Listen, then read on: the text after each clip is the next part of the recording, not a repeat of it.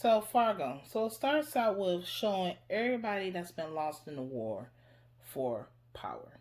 So little fella end up kidnapping the councilman and the guy that Deathflower tried to poison but couldn't poison. And he ends up kidnapping them, killing them. At this point, little fella is going rogue. His brother died last episode, so now he's just in and out. So now after that, Cannon ends up going to meet up with the Italian doc, and he ends up getting the Italian doc the ring because he wants to end the war. So Italian doc ends up leaving after the meeting with Cannon.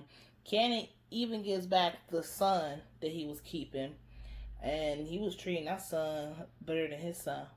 But let's go back to the story. So after meeting up with Italian doc, I guess Italian doc gives him the heads up that they are planning an ambush to go kill Cannon. So when they try to go, okay, Leroy tries to go and kill Cannon. When he tries to go kill Cannon, it don't work because it was already waiting for them, and he ends up killing Leroy, Cannon, and he ends up killing Happy, setting Happy up too. So they both end up dying. So good riddance to them. Little fella, let's go to little fella. So little fella's meeting his demise. So little fella ends up getting confronted by Italian doc about his father's death.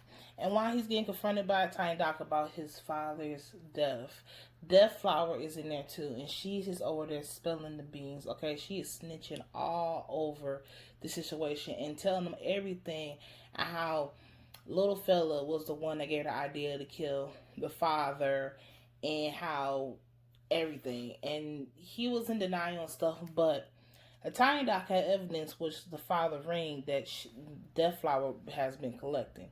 So he ends up meeting his demise.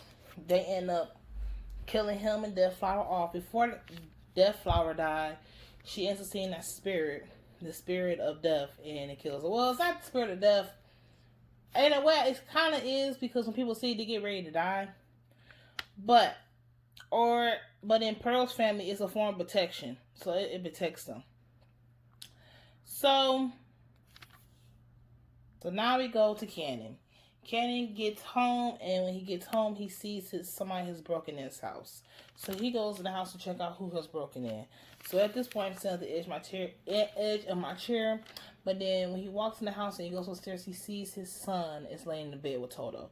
So his son found his way back home. I guess he walked back home, and he was happy, and I was happy for Cannon. He got his family. He won the war. Allegedly. He think he won the war, but he didn't win the war. He kind of lost the war, but he did win his family back. But honestly, Cannon should have been a businessman. He's not really a good criminal. So now we go back to Cannon. Cannon meets up with Italian doc. Italian doc basically tells Cannon, we have a deal, da da da.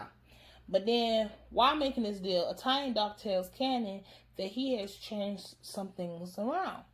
And he shows Cannon the list, and honestly, it was scraps.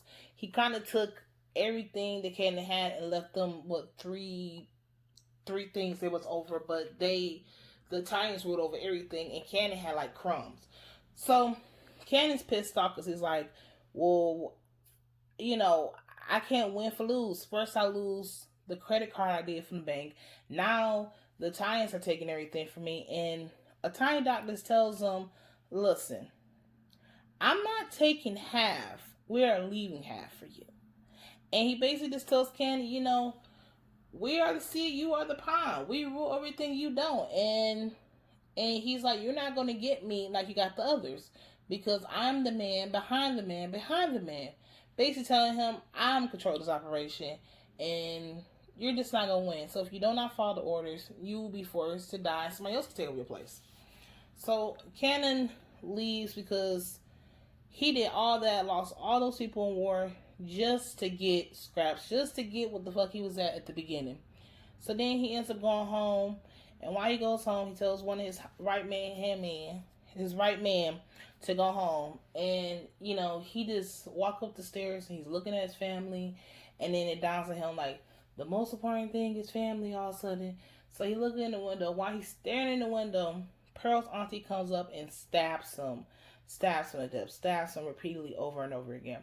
So she ends up, so while he's dying, Cannon's son that just came home sees him and opens the door, and he sees Pearl's auntie standing there with the knife, and she's telling him, you know, be quiet.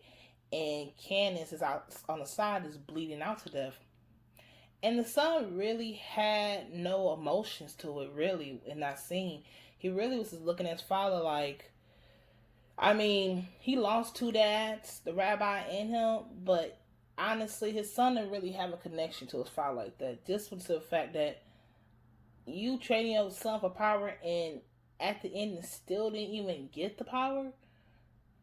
It just makes a cold attachment. It kind of reflected Little Phil's relationship with his father. He let his father die.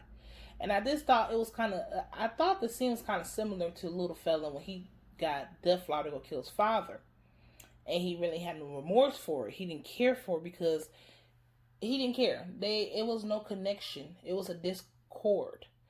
And to watch, and for Cannon's son to watch his father bleed out, don't say nothing, don't scream, it's like a repeat. It's like repeating history over again. It's a discord. It's a disconnect, you know. So after that scene, we go to Ephrata. Pearl.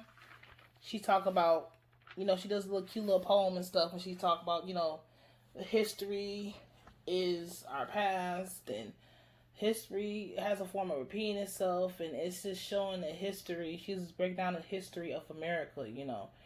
You have all these people coming to get these resources.